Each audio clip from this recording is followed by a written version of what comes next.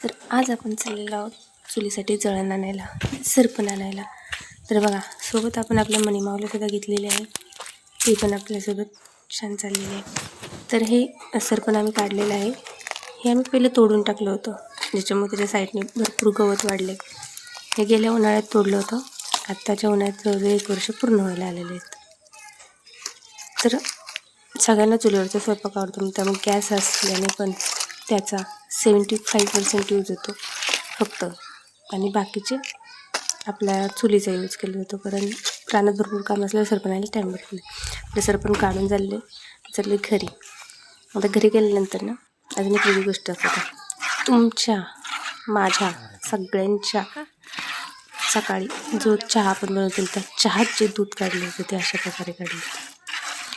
तुम्हाला माझ्या गावाकडची व्हिडिओ कशी वाटते सांगायला विसरू नका, सबस्क्राईब करायला विसरू नका. धन्यवाद.